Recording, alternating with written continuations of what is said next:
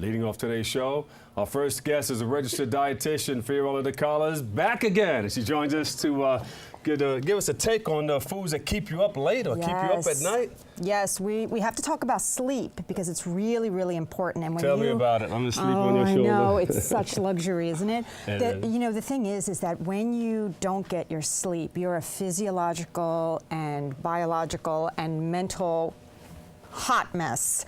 You know, it really does disrupt everything, you know. So one of the things that we know is that when you don't sleep, you know, your body can't restore itself. The immune system can't, you know, you kick up its defenses. We tend to be more depressed. Our hunger and satiety hormones, our leptin and our ghrelin levels are completely out of whack. We start munching more in order to stay up during the day. We start drinking more caffeine in order to stay up during the day, which simultaneously keeps us up at night. So it's kind of, it starts to cycle.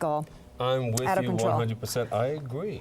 And sometimes it makes you feel like a zombie. Oh, it's really, really, really, yes. It really just wreaks havoc on your, you know, cognition, you know. So one of the things that you really need to do is, besides, you know, talking about food, and we'll get to food, is to just make sure that your environment is very soothing and it becomes the place where you're sleeping rather than the place that you're watching TV or checking your phone. Because with the lights, you know, the artificial lights now that we have, you know, culturally at different times of the day via our phone or the TV, it throws off our circadian rhythms, right? So we disrupt those rhythms, and we find ourselves waking up in the middle of the night or not being able to go to sleep because we think it's daylight. Yeah. So what do you recommend? You know, shut the TV off? Yes. Maybe move the cell phone off, turn the cell phone off? Yeah, you have to give yourself, you know, the first thing, don't do too much activity, you know, right before bed, because that's definitely going to wake you up, right? A lot of the things that we don't... There's a few things that can put you to sleep. Yeah. True. Okay, yes. True. Right. Definitely. And so, but with that, you know, you want to make sure that you don't wind yourself up too much, you know, then you can't go to sleep. Yes. Then you want to make sure that the temperature in your room is comfortable, not too hot, because that keeps you up, you know, so it might as well be a little cool rather than being hot. And then making sure the lights are down, right, so that you have some time to kind of gather yourself into the sleep mode when you're in your bedroom, you know.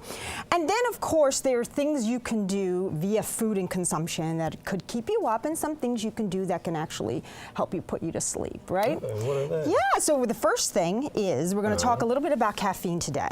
Now, where is caffeine found? Obviously, it's found in coffees and found in some teas, but it's also found in some chocolate, and it's also found in dark colas. Yes. Okay, so that is all caffeinated. So we know is that it takes about 10 hours for caffeine to be oxidized out of the body, okay, to completely come out of your body. So the later you drink caffeine in the day, you know, the more tendency you have to, you know, stay up. Yeah. Some people are more sensitive to caffeine than others. I'm particularly sensitive to caffeine, but some can, you know, drink and go to sleep. But and some caffeine are stronger than others. Yes. Like, for instance, around 6 o'clock, I had some Cafe Bustelo. Oh, right, yes. Strong. Very strong. And you know, it gave me a little kick, you know. I didn't think it would keep me up all night, though. Right, This was exactly, exactly. And so, you know, in of itself, coffee is not bad for you. My clients ask me that all the time. It's an antioxidant, it's a bean. The caffeine is stimulative, so in a good way. But, you know, you want to make sure, don't do anything after 12. You know, make sure it's out of your system by the evening, you know? And so that is for coffee. Now, the other culprit is alcohol, right? And why alcohol is so tricky. Blame it on the reason it's so tricky is because it actually initially makes you feel like it's calming you. Yes. And it makes you feel like it's putting you to sleep. But in fact, just as that begins to oxidize out of the body as well, you wake up. So you have a more wakeful and, you know, restless sleep because of that, you know? So you wake yourself. Plus, it causes all kinds of different GI stuff, you know? So the next day, you feel more bloated, you feel more disrupted and exhausted, because both caffeine and alcohol are dehydrative as well. This is the alcohol. Yes. Looks like gin. It is. What? Little wine. Well, no, there. I'm not going to drink it. So you want to be careful a little bit with that. You know, you want to make sure that you're drinking a lot of water with it, you're curbing your alcohol intake, and you want to make sure that the next day you get enough sleep, because it will be cumulative effects of not sleeping, right? And then for some people, okay, so now, you know, there's some people who are a little bit more prone and more sensitive to acidic foods and or spicy foods. Now, if you don't have acid reflux, you don't have to worry about this, but if you do, you want to stay away from things like tomatoes, citrus things right before bed. Not in general if you don't have it. In the middle of the night. Yeah, if you have acid reflux. Yes. Please don't misunderstand me that you can't have tomatoes before bed if you don't have acid reflux. But Right. if you do, it tends to keep you up as well.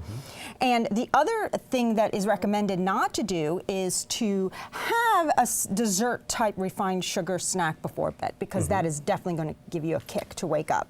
How many of these should we have? You should have none of those. As a matter of fact, what you should probably have instead, you should probably have a nice glass of milk that is filled with tryptophan.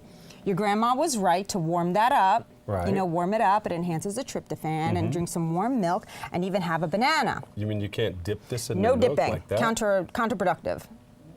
And so now with the bananas, what you can have with a banana here is banana has plenty of B6 in it, as well as potassium. But the B6 is actually the vitamin that produces melatonin in our body. And we know that melatonin, you know, can keep us a little drowsy and more relaxed, Yeah, right? So okay. here that you want to have some protein before sleep. You don't want to have really carbohydrates. A banana's okay because it's B6. Tryptophan in yogurt or milk is great. Protein. You don't want to have too many fibrous vegetables right before bed, because the breakdown of that could keep you up as well. Yeah, you have to get up and go to the Yes, bathroom. and that goes to say also don't drink your liter of water right before bed as well, because that can also keep you up as well. Yes. But if you, you know, stay away from some of these things or reduce them at least, I think that your sleep could get much, much better. So if you need to stay up, you're going to eat what? If you need to stay up, well, You need some of those things that keep you up, a little bit of coffee. Well, yes. I mean, honestly, personally, I'd rather you get your energy from food if it's late at night and you're pulling an all-nighter, because the ramifications of having caffeine at 11 o'clock at night, I mean, you're just going to be spiraling for days after that, you know, so you might as well just kind of go take a walk, you know, breathe some air, you know, do something that's stimulating to your mind. You can exercise for 5 minutes, you know, something that, rather than caffeine that late at night if you want to stay up, you know. Well, I'm on the radio, so I can put on a long record and just take a walk. That's true. They won't know that you're even gone. Just head on out. Right. So if you want to go to sleep, then you do totally the opposite, some of the things that you mentioned. Right, exactly. The milk with the tryptophan in it. That's it. Heat it Really, up a little bit. Yeah, it relaxes you. And you know, something like chamomile tea, an herbal chamomile tea. My mother always recommends chamomile tea to me because it's calming. I don't know what she's trying to say exactly by recommending that to me all the time. She's trying to calm you down. She's trying to calm me down. She thinks I'm a little excitable.